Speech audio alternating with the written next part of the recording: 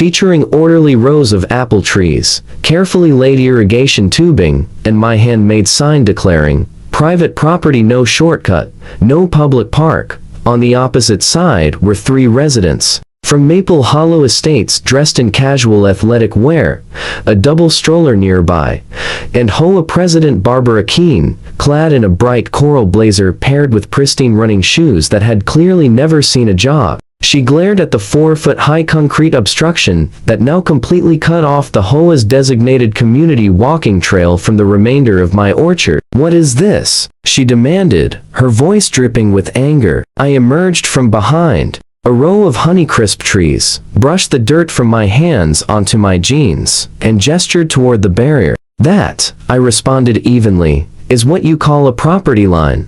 The foreman rubbed his forehead in confusion. "Miss Keene, ma'am, we can't continue poring over this. He's got survey markers placed right in the center. The inspector is going to flag this big time. You cannot simply obstruct a community amenity." Barbara shot back at me. "This trail is integral to the Maple Hollow lifestyle package." I raised a thick folder filled with approved permits, official plat maps, and the certified letters I had previously sent them. At the very top sat the newly issued TRO, a temporary restraining order prohibiting trespassing and any further construction. "The funny thing about lifestyle packages," I noted calmly, "is that they don't override recorded deeds or valid court orders." Barbara jabbed a perfectly manicured finger in my direction, her hand shaking with rage. "We're going to sue you," she declared fiercely. "I've already filed my counterclaim," I answered, "and I've got photos of your unauthorized sidewalk cutting straight through my Granny Smith trees." Right on cue, my attorney's SUV appeared at the gate along the road, followed closely by a county vehicle. A code enforcement officer stepped out, his gaze immediately fixed on the incomplete HOA concrete that extended onto my property. He let out a slow, drawn-out whistle. "Oh boy," he said deliberately.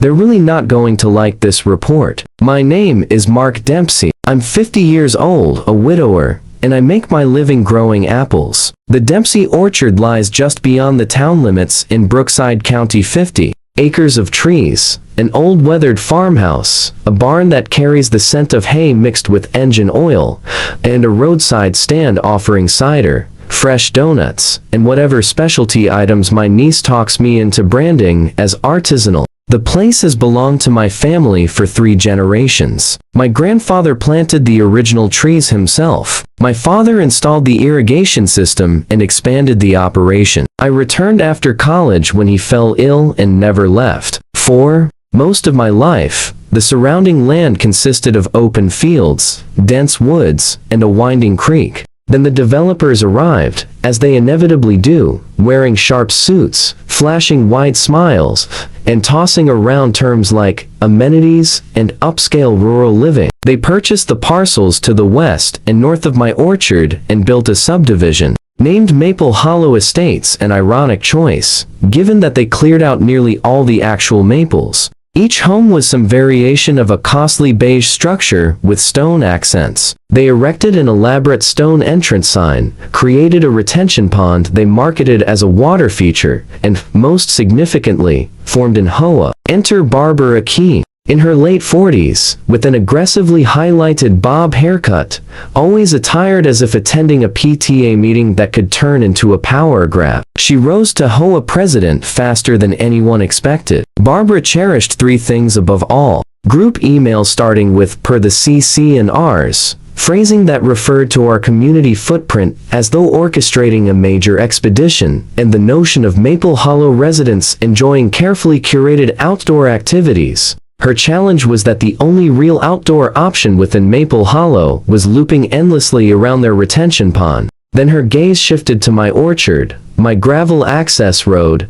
and the grassy strip running alongside my southern fence near the creek. In her view, Maple Hollow's boundaries didn't stop at the recorded plat, they extended wherever her residents needed space for their brisk power walks. I was unfortunately about to discover what happens when an HOA president concludes that your property is secretly part of hers. It began with an email that never should have reached me. Barbara accidentally carbon copied the wrong address on a proposal for Maple Hollow Estates community enhancements. My niece Lily, who manages our orchard's email account, opened it, read through the entire document, and then hurried into the barn where I was repairing a sprayer. "You have to see this," she said, worry evident in her tone. The attached PDF was a triumph of vague, flowery language. Phase 1.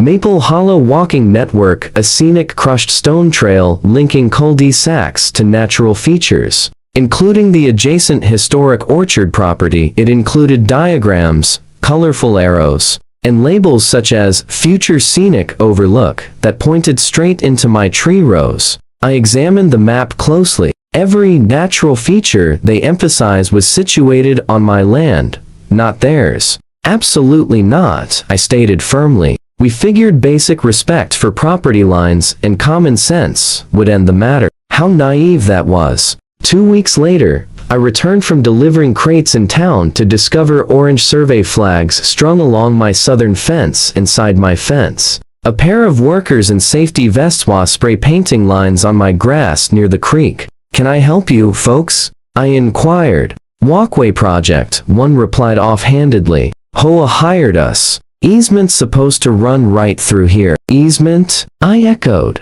"Show me." They produced a laminated HOA map that bore a striking resemblance to Barbara's PDF. "Got a recorded easement from the county to back that up?" I pressed. They exchanged blank looks. I politely escorted them off my property and contacted the county recorder's office. After being transferred several times, I received confirmation. No such easement existed on my parcel. My deed was clear, no rights of way except for the drainage ditch at the rear. So I drafted a courteous letter to the Maple Hollow HOA. "Dear Maple Hollow Board, the land west and south of your subdivision, including the orchard and creek bank, is private property owned by Dempsey Orchards, Incorporated. We have not granted, and will not grant, an easement for a community walkway. Please refrain from sending contractors or residents onto our property. Any future trespassing will be documented and addressed accordingly. Sincerely, Mark Dempsey." I mailed it, emailed it, and even hand-delivered a copy to the HOA mailbox at their community pavilion, grandiose name for what was essentially an oversized gazebo. Barbara's reply was a light-hearted 3-paragraph email. "Mark, I believe there's a misunderstanding regarding the vision. The walking path represents a community benefit that will surely attract more customers to your orchard stand. It's truly a win-win situation. We'll keep you informed as planning advances. Warmly, Barbara Key, All Hollow HOA President." Planning advances apparently meant disregard your letter and proceed regardless. Construction began on the Maple Hollow side. Initially, they poured a concrete sidewalk that followed their rear property line before veering toward the chain link fence separating us. Then, on one overcast Monday, I heard the unmistakable beeping of heavy machinery near the creek. I hopped into my truck, drove along the edge off the road, and there it was. A section of the chain link fence had been cut and folded open. A skid steer was tearing up my grass within the orchard boundaries, carving a route toward my second most valuable row of Honeycrisps. "Hey!" I shouted, jumping from the truck. "Shut that down." The operator turned off the engine. A man wearing a Maple Hollow polo shirt waved a rolled blueprint. "We've got approval from Maple Hollow," he stated assuredly. "You don't have approval from the person who actually owns this land," I countered. "Get your equipment off my property," he shrugged. "Take it up with the HOA, buddy. We're just following the plan." I dialed the sheriff's non-emergency number. By the time a deputy arrived, Barbara had naturally appeared, clutching a binder and behaving as if she had single-handedly pioneered concrete. "This trail is outlined in the community master plan," she explained to the deputy. "Our website promotes it. Buyers were assured walkable access to the creek and orchard. A website doesn't supersede my deed," I pointed out. The deputy, clearly wishing he were elsewhere, offered Barbara a vague warning. "Don't let this escalate, talk it out, and advise everyone to resolve it amicably." Barbara smiled like a predator. "Of course," she replied sweetly. "We'll move forward in good faith." The following morning, I discovered another 10 yards of fresh gravel, spread entirely within my property line. That very day, I retained a lawyer. My attorney, a steady fellow named Patel, who had encountered every variety of countryside disputes, came out and surveyed the boundary with me. Armed with the county plat, my deed, and a vivid orange surveyor's tape, he confirmed in 10 minutes what I already suspected. Their elegant sidewalk has drifted about 6 feet onto your land, he observed. In that curve toward the creek, he indicated where the crushed stone sliced directly through one of my younger apple rows. That's nowhere near their actual boundary. We submitted a cease and desist letter along with an official trespass complaint to both the sheriff's office and the county zoning department. Then Patel delivered the quiet revelation that Barbara had completely overlooked. Additionally, he noted, it appears they never obtained permits for this walkway. He was absolutely correct. The county mandates permits and inspections for any permanent paved community trail near a drainage zone. None were on record. In their pursuit of enhanced community walkability, what Maple Hollow had actually done was construct a concrete and gravel path partially on property they didn't own, too close to a protected creek, without any permits or erosion control measures, which meant, in the county's view, the HOA had just created an unlawful structure. Code enforcement arrived 3 days later, equipped with clipboards and high-visibility vests. The inspector walked the length of the path, stepped across my survey pin, scowled deeply, and took extensive notes. Barbara hovered behind him like an indignant flamingo. This is outlined in our master plan, she repeated. It's nearly complete. The inspector eventually turned to face her. Your HOA's jurisdiction stops at your recorded boundaries, he stated firmly. You cannot approve building on land you don't own, and you certainly can't place impermeable surfaces near a creek without proper permits. Barbara attempted to shift tactics. We have an implied easement, she announced. The orchard has historically been open to public access. We're simply making it official. I couldn't help but laugh aloud. Ma'am, the only people I've ever implied access to are paying customers who visit during open hours, and don't treat my rows like a labyrinth, I replied. And I definitely didn't invite a concrete procession. The inspector handed Maple Hollow a stop work order immediately and affixed a vivid red violation notice to the fence. Barbara acted as if the notice was merely advisory. Within a week, I spotted new tire tracks and additional gravel dumped under cover of darkness clearly placed when they assumed no one was looking. So, Patel did what attorneys do when clients confused stop with accelerate. He rushed us to court for an emergency temporary restraining order and began preparing a comprehensive lawsuit for trespass,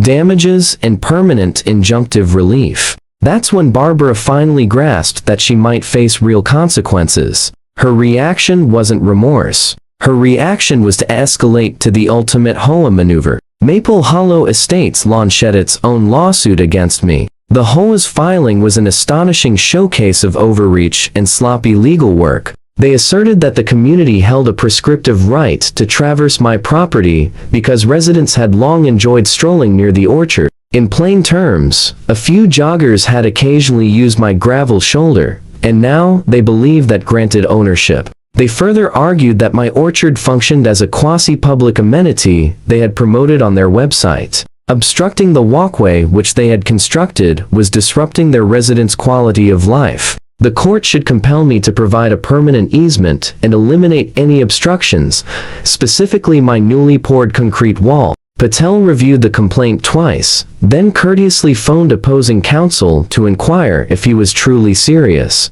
Evidently, he was. All right, Patel responded. Let's proceed to discovery. Discovery for Maple Hollow proved to be a nightmare. We demanded all HOA board minutes discussing the walkway, every communication regarding the orchard and my property, all promotional materials referencing orchard access, and any permits or evidence of their absence for the construction. We received minutes capturing Barbara stating things like, once we build it, he'll have to permit access. He won't want to appear as the villain. We uncovered emails where a board member questioned, do we actually possess an easement? And Barbara answered, it's community space obviously. We obtained a newsletter bragging, soon you'll be able to wander directly into our charming neighboring orchard, complete with a stock photo of an entirely unrelated orchard, and not a single permit. Patel also moved to join the county and the drainage district as interested parties, since the HOA had spread gravel, altered grading near the creek, and tampered with the culvert that wasn't theirs. The county's attorney became involved, and believe me, nothing erases an HOA's smugness faster than discovering that the entities capable of imposing substantial fines and mandating actual demolition are now upset with them. Maple Hollow's insurance provider grew anxious. Their general liability carrier dispatched a firm letter. Your policy excludes coverage for intentional trespass or unpermitted building on property you do not own. In other words, if this turned sour, the HOA's reserve fund funded by resident dues would bear the cost. Meanwhile, I constructed my wall entirely within my boundaries, fully permitted and approved by an engineer. It was classified as a retaining and security feature. To the HOA, it represented the Berlin Wall. Residents began to realize that their prized new scenic trail now ended suddenly at a plain gray barrier, adorned with bright county stop work and violation tags, and was the focus of increasingly frantic emails. The storyline changed. Several Maple Hollow homeowners stopped by the orchard stand, looking sheepish. "We didn't know they hadn't asked you," one woman admitted. "We assumed you were collaborating." "Collaboration generally requires agreement," I pointed out. Patel submitted a counterclaim larger than my barn, alleging trespass, nuisance, crop damage, and seeking injunctions, compensatory damages, and attorney fees. He included an entertaining claim for slander of title, stemming from their public assertion that my land was community access. Abruptly, the HOA wasn't the sole litigant they were being countersued, with the county glaring disapprovingly in the background. At the hearing, Maple Hollow's lawyer attempted to reframe their unlawful sidewalk as a simple oversight and my orchard as a semi-public boundary zone. The judge, a straightforward woman named Ramirez who had been raised on a farm, wasn't persuaded. Patel began with fundamentals. He projected the county plat on a screen, encircled the HOA limits in red, then outlined my parcel in blue. The constructed walkway appeared as a gray serpent slinking directly across the line into my trees. "Your Honor," he declared, laser pointer unwavering, "everything in gray beyond this red line belongs to my client. There is no recorded easement. There is no dedication. There is only an HOA board that redefined community as whatever they desired." The HOA's counsel countered with implied permission, asserting residents had traditionally walked through the orchard. Patel presented a photographic timeline of my no trespassing and orchard operation signs spanning the past decade, plus a pre-Walkway Maple Hollow newsletter where Barbara instructed residents to honor the orchard's private property signs, acknowledging they recognized it as private. When the HOA's lawyer pivoted to Barbara's preferred term, community expectations, insisting buyers were promised walkable nature access, and that the orchard was essential to their lifestyle, with the path being a minor encroachment for greater good, Patel interjected, and yet, they never consulted the owner of that essential lifestyle element before breaking ground on his topsoil and slicing his fence. We displayed images of the severed fence panel, skid steer ruts through saplings, and the irrigation line mangled beneath their gravel. Then the county inspector testified, no permit had been granted for any trail extending beyond the HOA's parcel. The HOA violated creek setback regulations. Their work threatened erosion into the waterway. Judge Ramirez's eyebrow arched at the term violation. Then Patel revealed the board minutes, projected for all to see were Barbara's exact words. "If we initiate the path and encourage resident use, it will be more difficult for him to refuse later. Worst case, we handle fines. The community benefit justifies it." The judge looked up deliberately. "Miss Keene," she addressed, "did you author these statements?" Barbara gulped. "Those remarks are out of context," she replied uneasily. "What context?" the judge pressed. "Makes worst case, we handle fines acceptable when discussing deliberate construction on someone else's land." The courtroom fell silent. Judge Ramirez reclined slightly. "This is how it appears to me," she concluded. And HOA desired a new amenity. It didn't own the necessary land. It knew it didn't own the land. It spilt regardless, then sued the owner when he protested. She stared straight at the HOA's side. That isn't a misunderstanding. That is hubris. She issued her ruling immediately. The HOA's easement claim was denied. Their suit was dismissed with prejudice. My counterclaim for trespass and damages was approved. I would receive reimbursement for crop losses, restoration expenses, and legal fees. The HOA was directed to dismantle every foot of trail on my property at their cost and rehabilitate the area to its original state under county oversight. Then she delivered the final flourish. Considering the deliberate character of this trespass and the effort to coerce Mr. Dempsey, I'm also awarding punitive damages. Homeowners associations are not sovereign entities, Miss Keene. You cannot annex a man's orchard simply because you appreciate the scenery. Barbara turned ashen. Someone in the gallery, almost certainly a Maple Hollow resident, muttered softly, "Oh my God," as if witnessing a decisive penalty kick veer disastrously wide.